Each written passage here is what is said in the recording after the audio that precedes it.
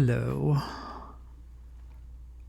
I was walking a few days ago and was walking home quite late. This hardly ever happens, really. I don't like doing it, although I live in a very, very safe, quote unquote, safe city. I was walking quite late back home, and I was in a path on a street, on the side of the street, where there was a woman walking. Not, I mean, she was going somewhere, but she wasn't, she was taking her time, very leisurely walking. And I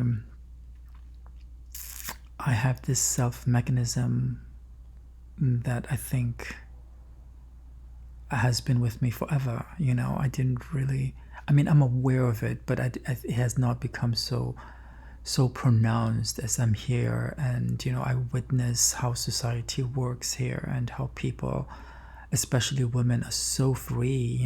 They're at any time of the day they can be out and what have you. It's something that's so uncommon in my mind. I love it, and at the same time I'm anxious around it enough that at this moment that I had to pass her because I was walking a little bit faster and I wanted to be home. She was smoking, and there was a construction to our side, and I was mindful of that as I'm walking, trying to overtake her. But then it came a point where I just thought, oh my gosh, she's just not walking, at least in my mind. And my gait was, I mean, it wasn't loud, but I would have assumed that anyone in their right mind would have sensed I was there. She startled me by being startled by my presence, and this is something that I always try to avoid by all means, especially around women. I try to avoid women when I'm walking, day or night. It's something that I have to work on myself, not to be so. I'm not fearful, or I don't think that there's something wrong with me per se, but I'm aware of the violence that men have caused towards women, and sometimes women, they just want their freedom. And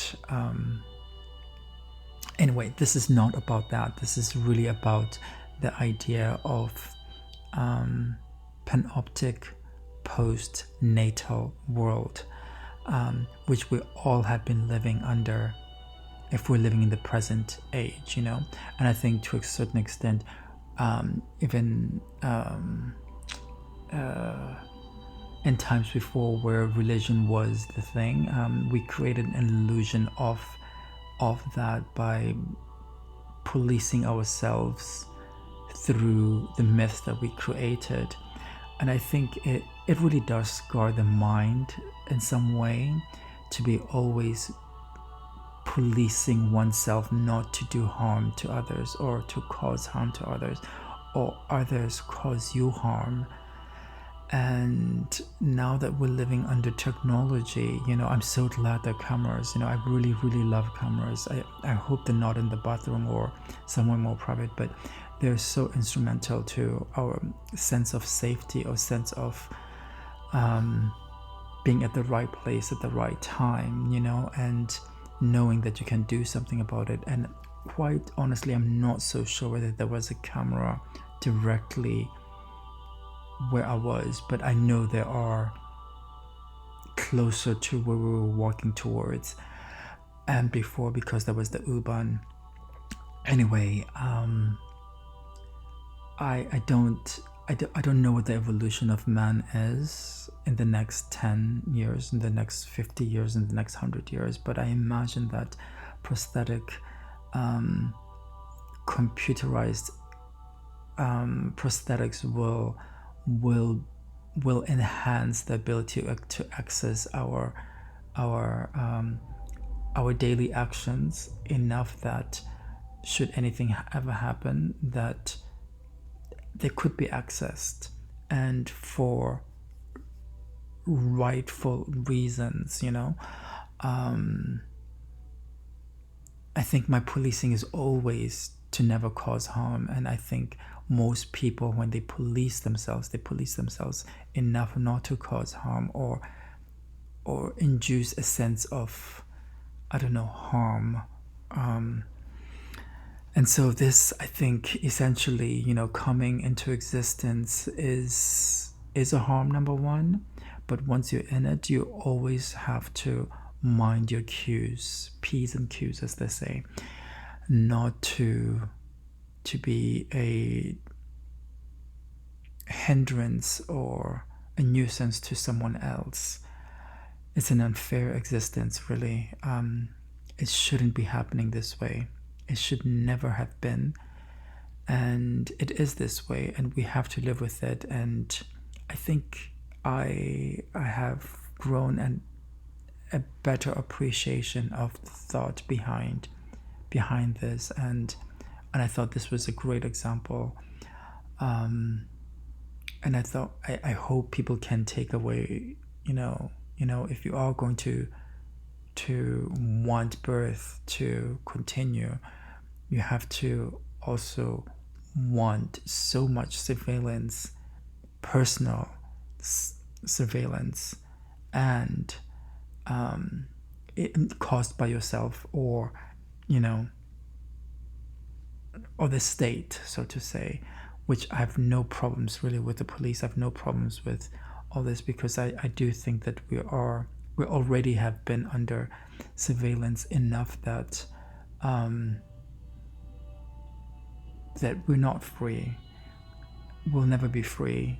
I have always thought of myself more or less as being free, but I realize more and more, at least with this example of Panoptic Post-Natalism, that I really am not free. No one is free. We all have moderated behaviors, and I think for the benefit of everyone. But this will sooner or later, cause a lot of mental problems for people. And if it doesn't cause problems, it's going to cause less freedom. And clearly I don't believe in the idea of freedom, but there is something liberating around being free, or having the sense that you will be innocent in this world when you come here. But I don't think that we can be innocent, especially if someone is living under fear. And I don't think I live under fear again, but clearly I am afraid of walking around a woman, sometimes. So yeah, it's a sad reality. Thank you to this idea. I've grown really, really much appreciation of it. Thank you, and have a good one. Till next time.